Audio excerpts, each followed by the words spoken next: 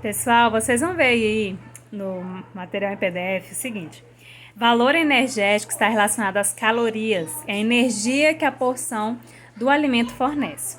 Você vai entender aí também que carboidrato vai ser exatamente responsável pelo fornecimento de energia que o nosso corpo necessita.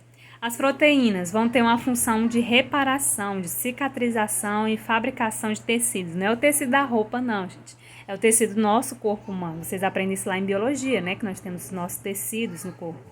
As gorduras totais vão estar relacionadas à somatória de todas as gorduras contidas no alimento. Entre as funções se destaca a composição das membranas celulares e manutenção do equilíbrio térmico do organismo. Térmico te lembra o quê, gente? Calor, te lembra também temperatura.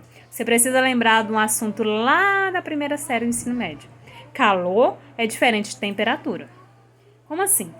Por que a gente guarda o alimento lá na geladeira? Já falei isso um monte de vezes para vocês e eu espero que vocês lembram. Por quê? Porque lá na geladeira a temperatura é menor.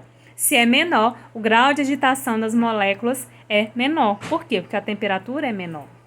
Então, o que é a temperatura? É aquilo que mede, né? É uma medida que vai medir ali o grau de agitação das moléculas. E o que é o calor? O calor não é a temperatura, tá? O calor tem um significado próprio. O calor nada mais é do que a energia térmica em movimento, transmitida de um corpo de maior temperatura para um corpo de menor temperatura.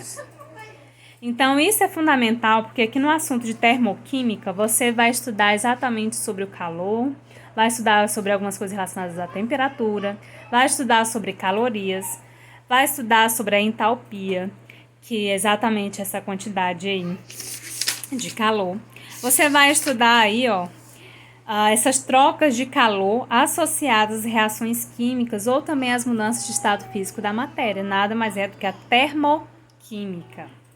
E o que era química mesmo, gente? Será que ainda tem gente que lembra? A química nada mais é do que o estudo da matéria e as transformações envolvidas nesse processo.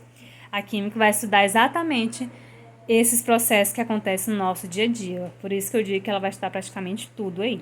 Você vai ver aí no seu livro que uma caloria é a quantidade de energia ou calor necessária para elevar a temperatura de 1 grama de água em 1 grau Celsius. Então, a gente precisa saber aí o que é caloria. Que caloria é exatamente aquilo que tem nos nossos alimentos.